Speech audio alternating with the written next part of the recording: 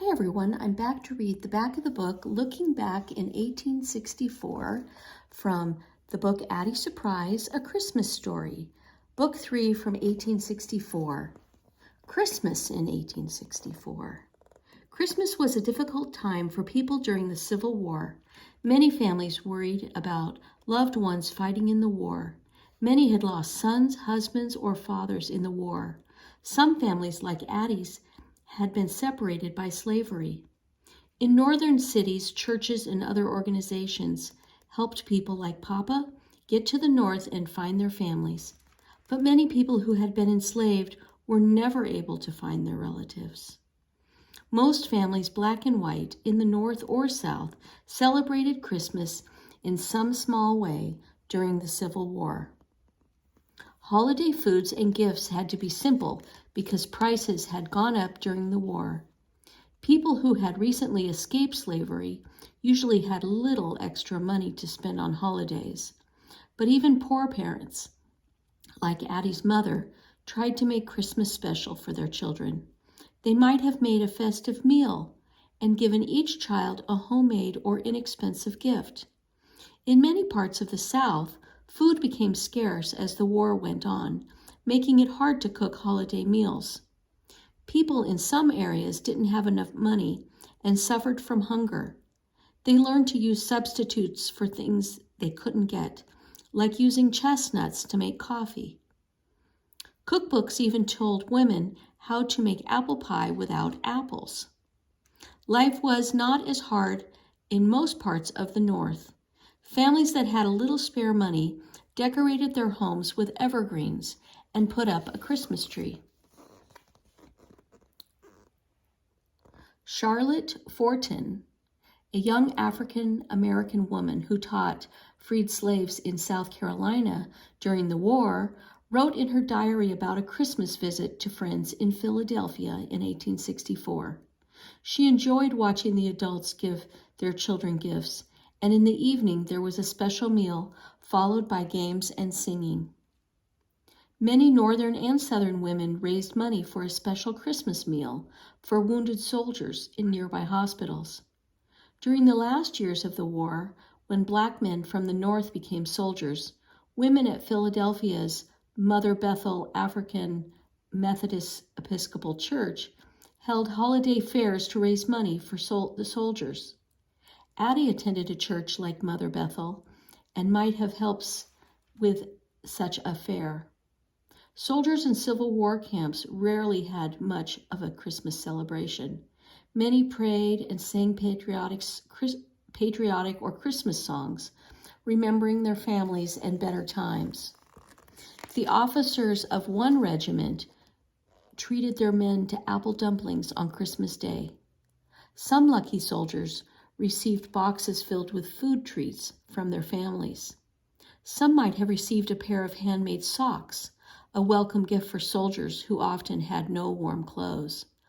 But many families did not know where their soldiers were and could not send holiday remembrances. Enslaved people celebrated Christmas before and during the war too. Most slave owners gave slaves 3 to 6 days off from work at Christmas time. On Christmas morning at many plantations, slaves gathered at their owner's home to receive small gifts like ribbons, handkerchiefs, and coins. Owners often gave out extra meat, tobacco, and molasses then too. Most important slaves were usually allowed to visit their relatives and families on neighboring farms or in town for festive celebrations. At these gatherings, enslaved children ran races, played games, and told ghost stories. It was popular in southern states for young men to shoot guns on Christmas morning. Since slaves couldn't own guns, slave children sometimes made their own Christmas guns. They cleaned hog bladders after butchering time, blew them up, tied them close, and let them dry. And on Christmas morning, they held them on sticks over a fire until they exploded. The last day of the Christmas holiday was sometimes called Heartbreak Day because of the great sadness of leaving relatives and friends once the holiday was over.